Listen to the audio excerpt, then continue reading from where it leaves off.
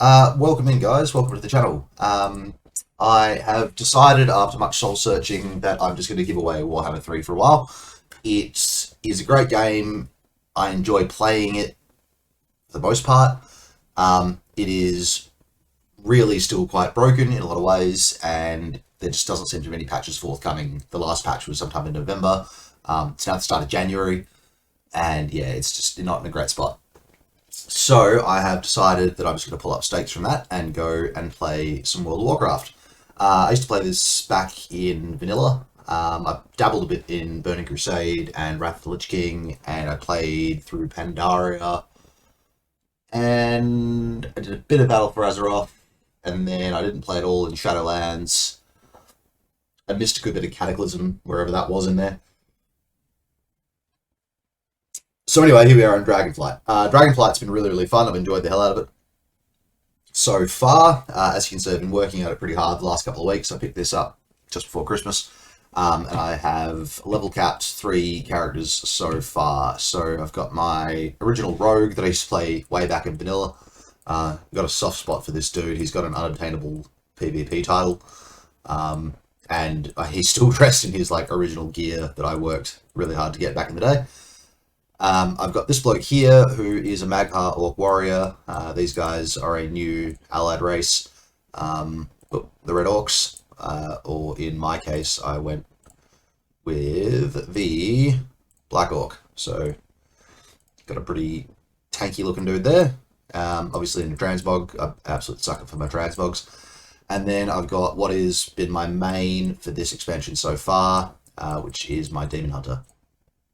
So I'm a bit of a tank junkie, love my tanking, so she's a Vengeance tank, and he's obviously a Prot warrior. If you're in the game at the moment and you're up with the current meta, you will know that Prot warriors are just something else. I've had this warrior for ages, she's another vanilla tune, but I really just love the Red Orcs or the Black Orcs, the Magha Orcs. They look sick, so I decided I'd reroll warrior.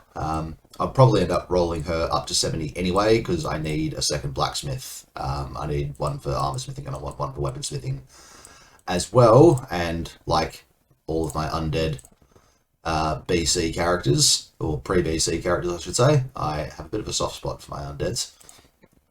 Another one there as well. Yeah, anyway, so let's get into it. What I decided to do for this channel, because I needed to get my head around the new dungeon systems and crafting and just a million other things. So I've run with my Demon Hunter to get my head around the game a bit, and then I've leveled this orc up to 70, and I have heroic geared him through the time walking system. So, what I decided that I would do is I would do a bit of a journal of how I get this bloke geared up into Mythics. So, I'm pushing Keystone Master on my main, so I'm getting on towards 2000 rating in Mythics, which is not huge, but it's nothing to be sneezed at, I guess, especially as it's only started doing Mythics 2 weeks ago. That's not too bad, I don't think. The lovely people that I've fallen in with in my guild tell me that that's, a fairly decent effort. Some of those are absolute, some of those guys are absolute, nutters though, they're just built different. They're up there doing plus 20s and stuff, it's insane. So this is Dragonflight with the Drake riding. This is absolutely gangbusters. These Drakes, if you don't know, they increase the flight speed by 830%.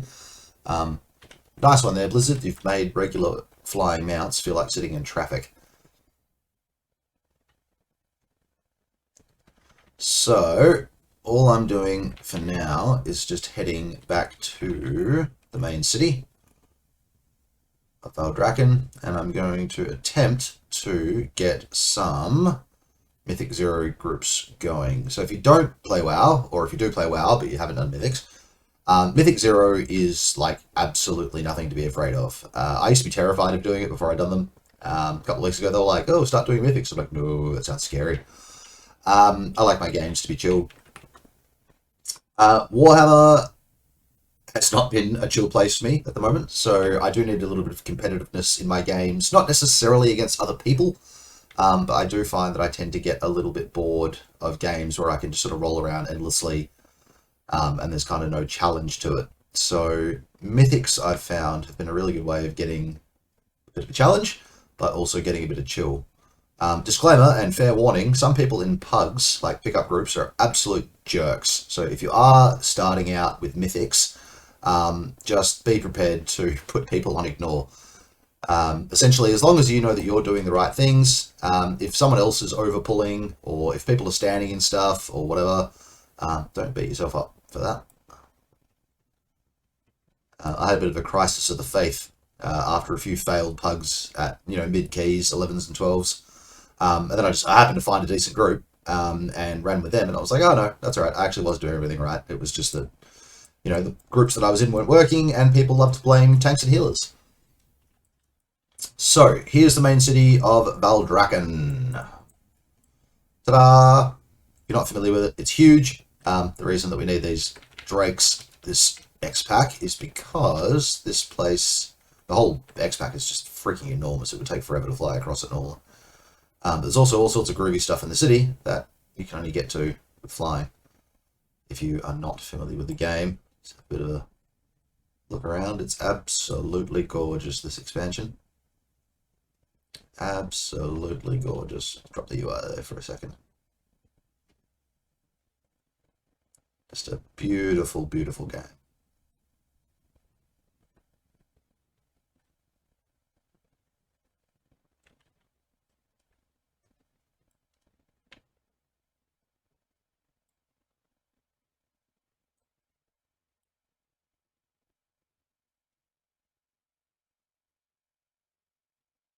It's got this real Skyrim vibe to it, where you can just sort of float around endlessly, just mining or picking your herbs or doing whatever you do.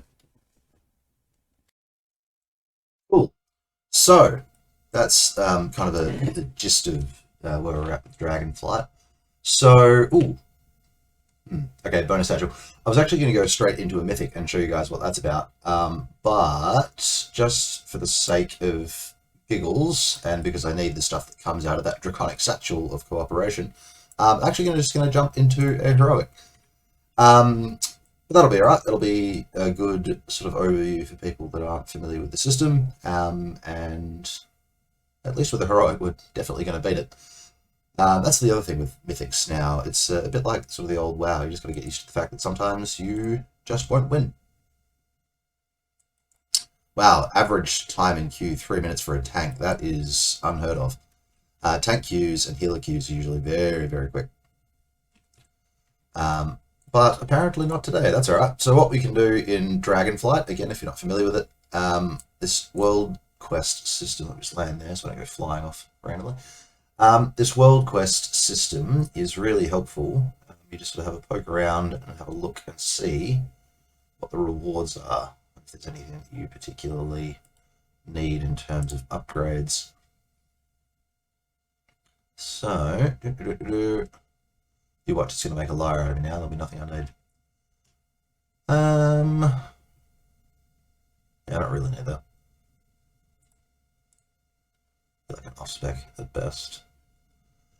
That I do need, but I have to be in... actually, no, I don't need that anymore. I have to be in war mode to get it anyway, and I hate war mode. If you don't know what war mode is, it's like you enable world PvP, essentially. So you get bonuses to reputation and experience and what have you, but you also have the significant downside, in my opinion, of being able to be ganked and camped by allies that have nothing better to do with their time. Which is just, as I said before, I really like my games to be chill, and when you're trying to do something and you've got 15 dudes with nothing better to do than sit on your corpse and kill you every time you spawn, it's less chill. It really is. So, time well spent then, while I'm waiting for a queue, is time spent mining. Also just realised I have no sound for this game. Where is my sound?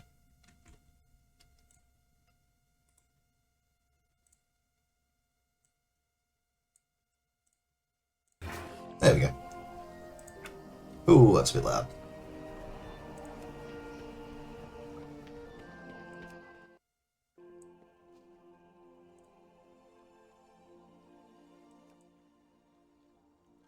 I'll tweak all this stuff later for next time. If you think of anything that you want to say about how I can run those audio channels and whatever for the sake of being able to hear me, please feel free to drop a comment.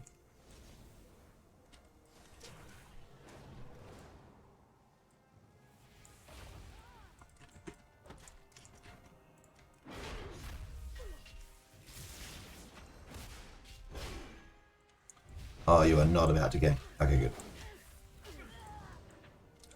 Although, actually, now that I think about it, there is this thing now where you don't necessarily have to compete with other players for nodes, for ores and stuff like that. You've got like a small window where you can both mine it.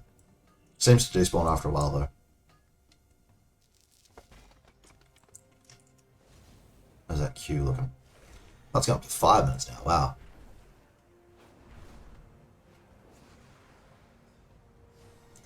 Alright, let's see if we can find some more things to mine. So again, if you're not familiar with the game, the purpose of the mining that I'm doing is for this, blacksmithing.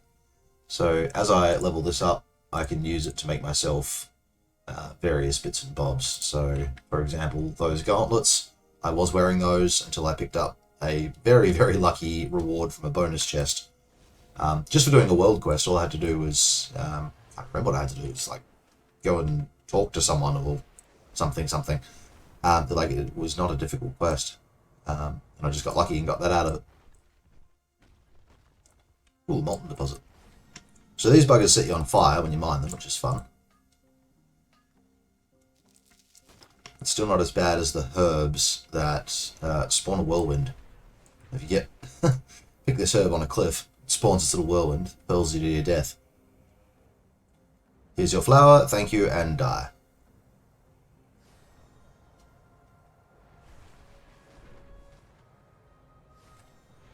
So I went around pretty early in the piece, if you... well, whether you're with the game or not. I picked up these glyphs that allow you to alter your dragon riding. Apparently some people haven't gone for this. I've like finished some dungeons and stuff with people that just like don't have this unlocked. I don't know what's with that. Oh, there we go. The drake riding extra skills are really, really handy. Lets you go really, really fast and do a bunch of other cool stuff.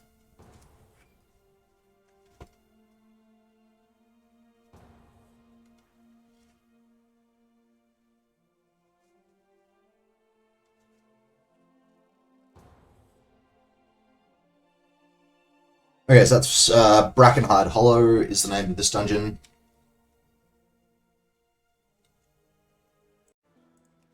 Cool, Brackenhide Hollow. Okay, so, pretty easy dungeon. Takes a little while, but that's alright.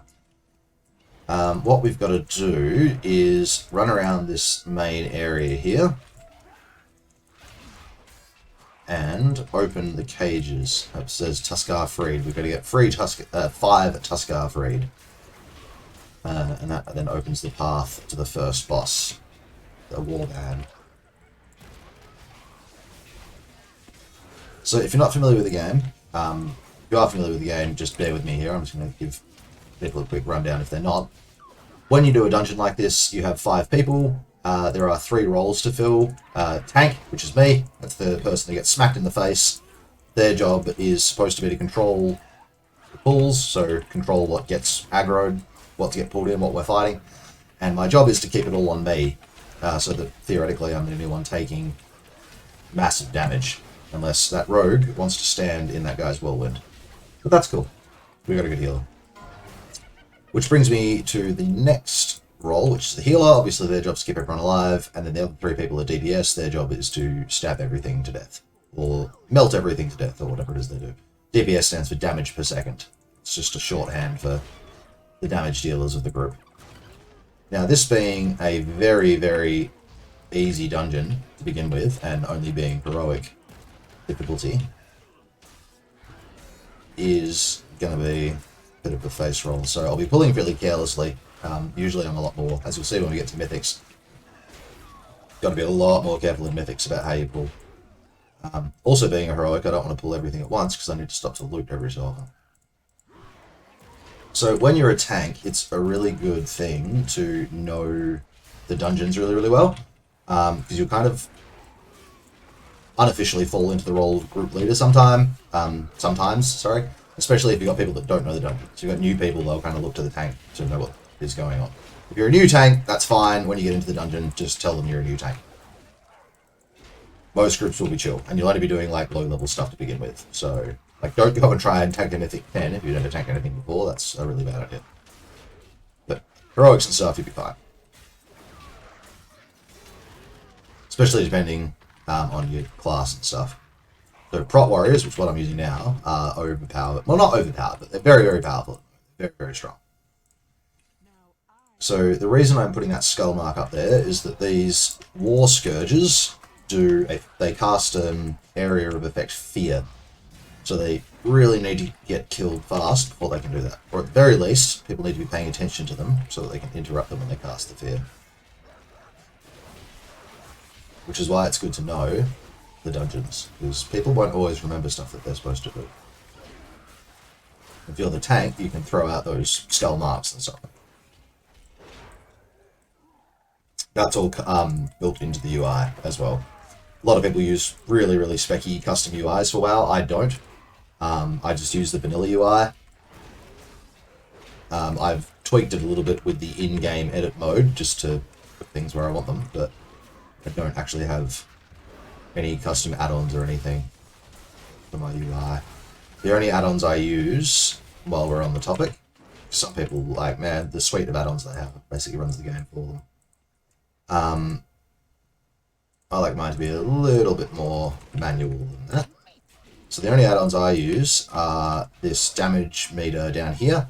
The only reason I use that is to know, really only for Mythics, and I'd rarely actually look at it unless I need a specific bit of information. Generally, I just use it to keep an eye or to check if a group's not going so well, to try and figure out why that is, because it doesn't just keep track of deaths, it also keeps track of healing and sorry, it doesn't just keep track of damage, it also keeps track of deaths and how much healing's been done and all sorts of stuff. So if a group's really not working out, it can just be a handy little tool to figure out, like, is it because people don't know what they're doing, or is it just because we're not geared enough, or I just find it's handy to stop you sort of beating your head against a brick wall when things aren't going so well. Being a tank, you don't really need to worry about, well, you don't need to worry about how much damage you're doing. The tank's job is not to damage stuff. Some tank classes just like blatantly do a bit more DPS, like Demon Hunters, they're quite high DPS tanks. Warriors, not so much, except on AoE pulls. Warriors can pull, warrior tanks can pull pretty high DPS on AoE pulls. I haven't really seen any Death Knight tanks in action this X-Pack. I don't know where they're at.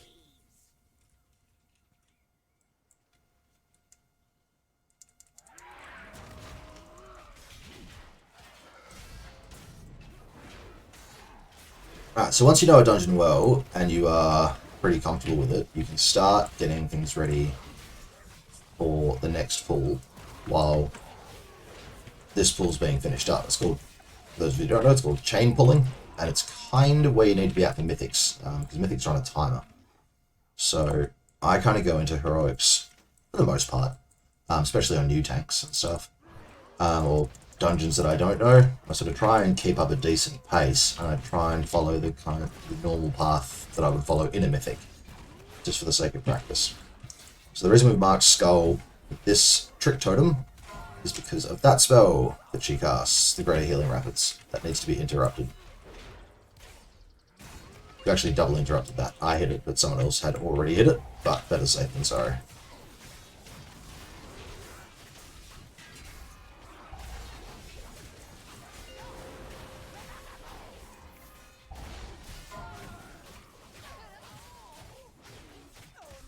So the DPS really are supposed to move out of that a little bit. But again, we're only on heroic, and the healer has not gone below like 90% mana at this point, so you'll often get really geared people doing heroics, either just for fun or because they've got a quest in one of the dungeons they just want to get out of the way quickly. or because they might need money or enchanting materials or something. It could be helping a friend get their gear up.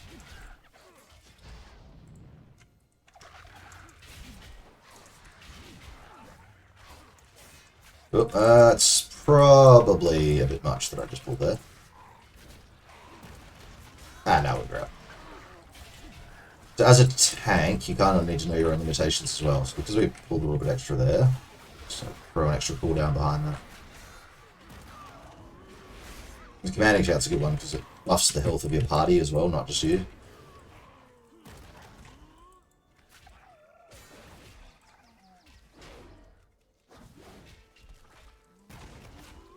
Just let that die so we can look from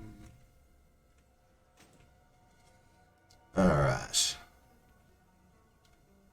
So you can skip a lot of the mobs in most dungeons, just by choosing where you walk carefully. Again, if you know the game, you'll know all this stuff. This is more for people that don't know where it's at. Just for this first run.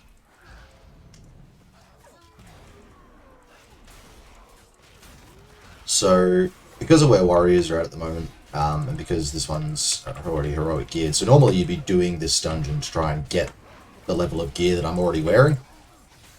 I've still got a few pieces that need to be upgraded, like, I don't know, off the top of my head, I think my braces are pretty appalling. Yeah, braces are pretty appalling, 306. Just go around him. There's some invisible guys here. They're always there.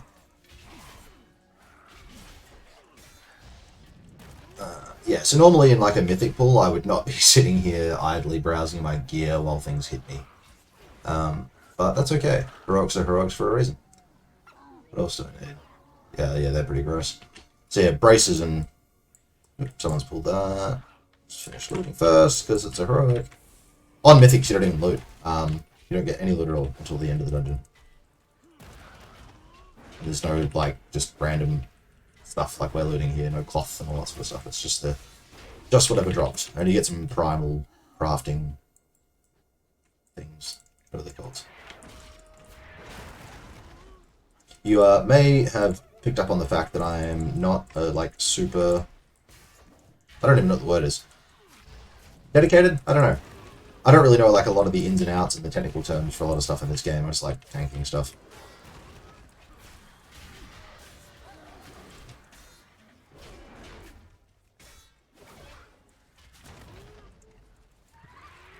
Now, often a group would communicate a lot as well, but because I haven't actually tanked while I've recorded before, sort of not really saying a whole lot. But that's kind of the vibe in Heroics at the moment. Like, you need to communicate in Mythics a lot of the time. Keep the communication brief because you're on a time limit. But everyone, just like people choose, they know Heroics so well that most of us can do it in our sleep.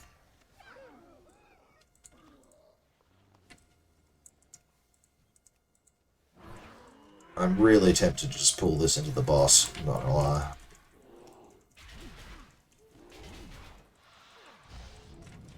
That's probably a bit reckless.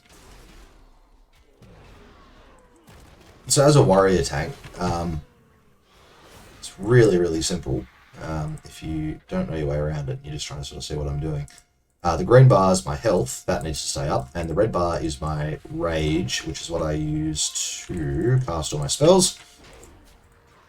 My spells on my bars are pretty much in the order that I use them. I'm a bit lazy like that.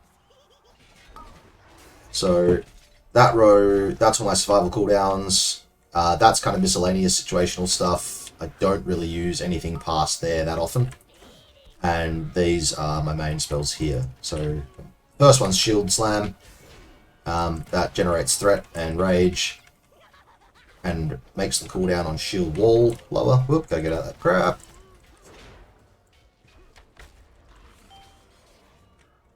Yeah, suckers.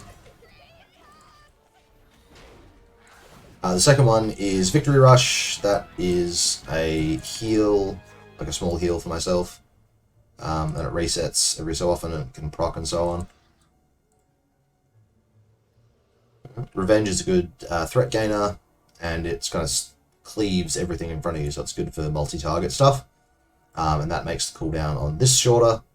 Avatar gives you more damage, so it's really, really good for like boss fights and stuff where you might be struggling to get threat, or big pulls where there's lots of stuff running around, so you don't necessarily have time to hit everything as hard as you'd like. Pop Avatar, like this, and you start doing heaps more damage on the everything, so you can sort of keep things more interested in you without having to work as hard. Now the really important ones are 4 and 6. I've got them set up like that. Just, I don't even know why, it's just habit. When I was a kid playing this game and I didn't have a fancy mouse with extra buttons on it, I used to bind a lot of my keyboard keys to those sorts of things. So, like, what is now A and D to turn my character, that used to be bound to like 4 and 6. So that I had cooldowns that I could press without taking my fingers off the movement keys. Assuming a lot of people used to do that, and it's probably been rendered pretty much redundant now by mice with 400 buttons on them.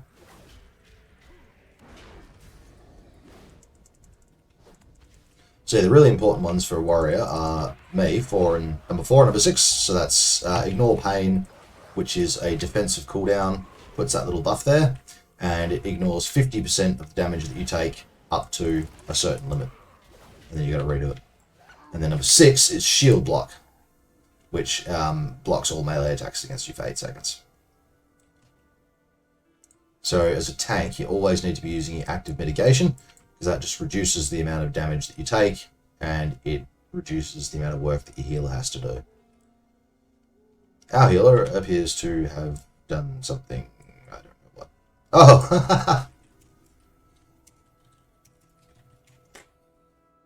Someone fell off the bridge and the healer flew down and gone. Good rescue.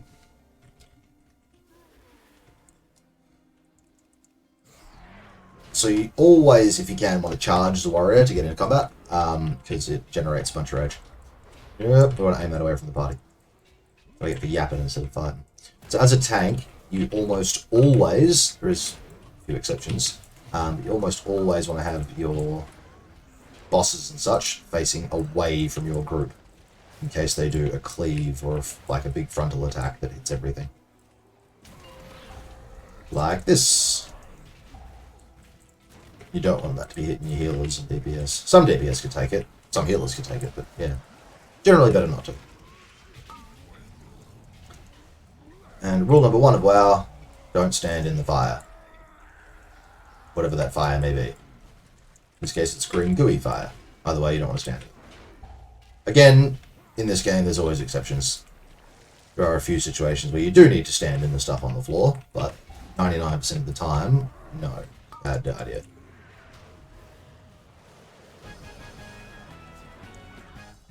Cool, easy peasy. And I always get lost here, this way. Wow. Lucky drop for that warrior. They'll sell for a pretty penny. It's a pattern for leatherworking. Okay, so this bit is a gauntlet. So you just kind of need to keep moving as fast as possible, because those little packs will just not stop spawning. So when you're chain pulling a gauntlet, or just chain pulling in general, and this is where it's important to know the kind of limitations of yourself, in terms of what you can handle, in terms of how geared your character is, etc, etc. As a tank, there's a few things going on here. So I need to keep an eye on these other mobs coming in, so that they don't steamroll anybody. I also need to make sure that I've got threat on everything. I can't just hit everything once and run off, because the DPS attacking it and the healer healing will eventually pull threat, even on that idiot standing in the goo. Just gonna loot that cheekily. When you got big pulls like this, again, you need to know kind of which enemies to look out for, which ones are the most dangerous.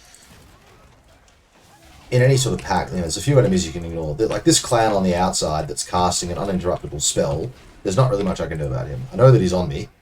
Like, I'm his focus, even though he casts randomly. So anytime he is going to walk, he's going to walk at me, which is fine. That's good. But you also need to be on the lookout in case stuff like that happens, because you don't ever want to be with your back facing an enemy for too long. this game because you can't dodge or block or anything in attacks that come from behind you.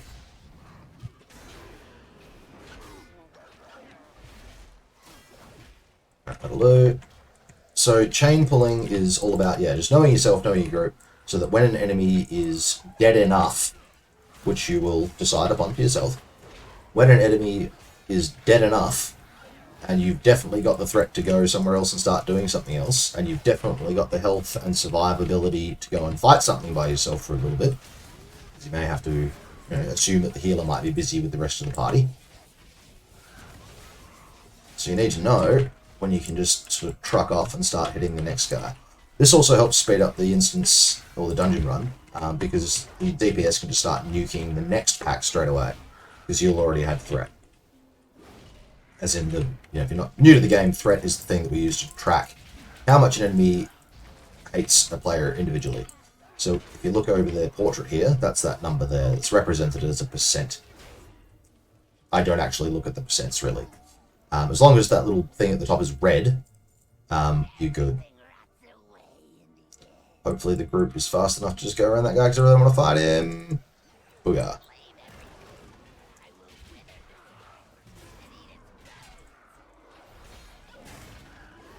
Alright, let's see how many people kill other people with disease this time. Yeah, that heal. Oh no, the healer moved. So that green circle there, it spreads a disease if you stand in it, and the disease will absolutely cane you. Yep, no, good on you, well done. Let's spread it once. Don't spread that disease, fam. Yeah, we should probably pull that guy, but whatever. Dungeon run, geared group. No. Heroic run, I should say.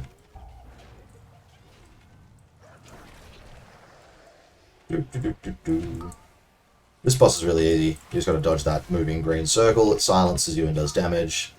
And then the DPS need to hit that totem when it pops up. But because it's an easy run and because I'm a Prot warrior, as a tank, you don't need to help kill stuff like that necessarily. Like if it's an ad that's just running around, obviously you need to aggro it, you need to taunt it, it needs to be hitting you. But something like this, I would be not remiss to just stand there and tank the boss. But because I'm confident with this one, because I know I'm geared enough to move and take a few extra hits potentially, etc., etc., I'm okay to sort of move the boss over next to the ad, next to the totem, so that people can hit both of them. Easy. I'm assuming she comes up again in the lore later, because you don't actually kill her, she just sort of disappears like that. So I'm assuming she'll come around again. Actually got loot. That's hilarious. Do I need that? I don't need that. Does the other warrior need that? Warrior. You need... Ah, you got one. Oh.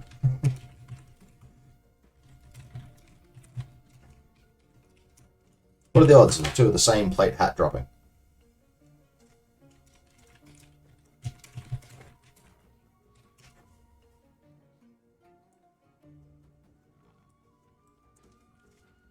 Alright, so that's it. Just say thanks for the run. And there you go. That's a heroic dungeon done. So you just leave the instance and it teleports you back to wherever you were before you teleported in. Cool, yeah, so that's a heroic. That's that. So the next step of the journey is to... Oh, actually, let me open this first. So yeah, the reason I jumped in and did that was because of that Draconic Satchel. So they're not there all the time. So like there's not one there now. But if the system is very low on healers and tanks, I think that's how it works, then it throws up a bonus satchel as kind of an incentive for healers and tanks to join the queue. And I try and grab them whenever I can, partly because they've usually got the better part of 1,000 gold in them, so it's just free money. And also, beg your pardon, because of these things, the Draconic Augment runes. So they can be sold on the auction house. So if you're not pushing higher keys and if you're not raiding and you do get these, you can probably just sell them. They sell for a fair whack on the auction house. if you are planning on pushing higher keys or your rating, obviously then you need them as part of the suite of raid buffs. I kind of go either way. Because they're soulbound, like I often send them from this character to, well, not in this particular case, because I've only just started playing. When did I get this guy? 70. Yeah, okay, so I've only, yeah, cool. So I've only played him like a day. Wow. Yeah, total time played 1 day, 18 hours. Yeah, so in previous X packs, I've sent the runes between characters, so that, you know, my ult can just get stuff from my main or whatever it happens to be, or if one of my ults needs a bit of a buff when they first get into the dungeons, I can send runes from blah blah blah. But yeah, cut a long story short, those ones in this X pack, I have been sort of sending. I'll probably send, I don't know, 2 or 3 of those over to my main just so I can sort of top her up a little bit, and then I'll probably sell the rest of it because I am a little bit short on cash on this character. And I will probably venture at some point. There's a craftable necklace. The Elemental Lariat. It's probably the one I got for my Demon Hunter set me back like 30-ish grand. Which is like nothing in Dragonflight scale. But then this morning, scale, Dragonflight. This morning, like just before I started this recording, Guilty asked if I could boost him 20 grand so that he could get his Elemental Lariat upgraded to maximum item level, which is like 418. So I'm a little bit short for cash. He'll pay me back, I hope. Nah, he will. But in the meantime, I'm going to try and probably get a Lariat crafted for this dude, just because having a 400 plus neck piece would be ace for a brand new 70. So, I'm going to land in Valdrakken. I am going to stop. Well, actually, I probably will record it. I'm just going to run around and do a few things, get repairs, get some food for my character, etc., etc. And then I'm going to head into, well, try and find a group for some Mythic Zeros, which I will continue to record. So, hope you've enjoyed this so far. The next part will be actually picking up and getting into some Mythics. Let me know what you think, and thank you for watching. Take care.